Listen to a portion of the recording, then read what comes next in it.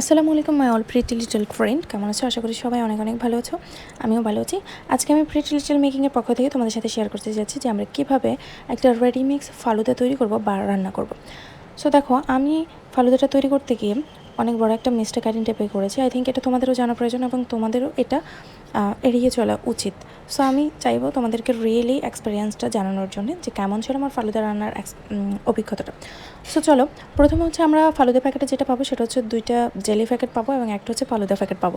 So jelly প্যাকেটটাকে আমাদেরকে কীভাবে ready করতে হবে, প্রথমে আমরা 1 কাপ পানি নেব এবং এই 1 কাপ পানিটাতে ব্লক আসা ছাড়াই আমরা হচ্ছে জেলিটা দিয়ে দিব এবং সেটা দিয়ে দিব ঠান্ডা পানিতেই দিয়ে দিব। দিয়ে দেওয়ার পরে হচ্ছে এটাকে আমরা ব্লক আসা পর্যন্ত ওয়েট করব। যখন ব্লক এসে যাবে তখন এটাকে আমরা নামিয়ে নিব এবং নামিয়ে আমরা একটা পাত্রে ঢেলে নিব, যেই পাত্রটাতে আমরা আমাদের জেলিটা জমাতে চাই। সো এইখানে হচ্ছে তোমার জেলিটাতে যেহেতু রেডি মিক্স, সো আগে থেকে হচ্ছে এখানে আগার দেওয়া আছে। তুমি এটাকে ফুটন্ত পানিতে দিতে পারবে না এবং হচ্ছে ঠান্ডা পানিতে দিয়ে এটাকে ব্লক আনতে হবে।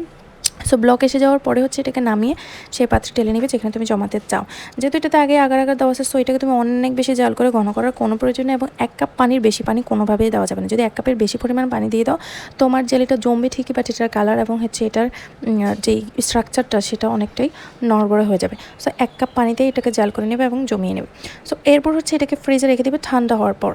তারপর হচ্ছে আমাদের হালিম তৈরির জন্য যেই ফলগুলো লাগবে, আমরা আমাদের পছন্দ মতো কিছু ফল হচ্ছে কিউব করে নেব এবং আমাদের পছন্দ অনুযায়ী আমরা কিউব করব, ঠিক যেইভাবে আমরা পরিবেশন করতে চাই। সো সেইভাবে একইভাবে হচ্ছে ফলগুলো কেটে নেওয়ার পর আমরা আমাদের জেলিগুলো ফ্রিজ থেকে এনে সেগুলোও কিউব করে নেব, ঠিক যেইভাবে আমরা ফলগুলো যেই আকারে কিউব করেছি সেই আকারে জেলিটাও কিউব করে নিতে পারবো, কজ দেখতে অনেক বেশি সুন্দর হবে। সো দেখো, এগুলো রেডি করার পরে হচ্ছে আমরা 1 লিটার দুধ নেব। এখানে আমার মিস্টেক হয়েছে যে আমি 1 লিটার দুধ নিয়েছিলাম। অ্যাকচুয়ালি 1 লিটার দুধের এখানে কোনো প্রয়োজন নেই। যদি তুমি অনেক বেশি ঘন করতে পারো, অনেক বেশি জাল করে, তাহলে একটা ব্যাপার।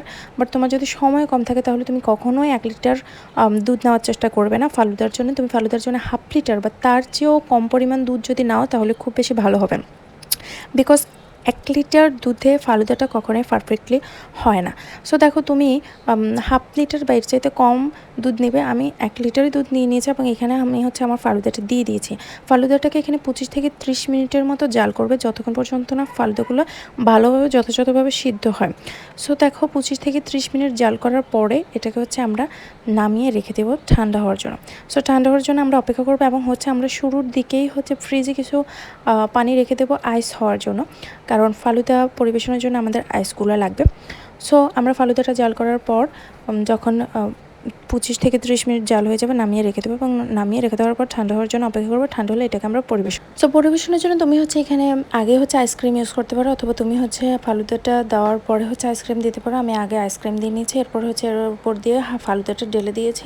এরপর ফ্রিজে থাকা আইস এবং আমার কিউব করা ফলগুলো দিয়ে দিয়েছি। এখানে আমার একটা মিস্টেক হচ্ছে কি, যেহেতু আমি 1 লিটারে জাল করছি এবং আইসক্রিম সব কিছু দেওয়ার পর আমার এটা অনেকটা পাতলা হয়ে গেছে।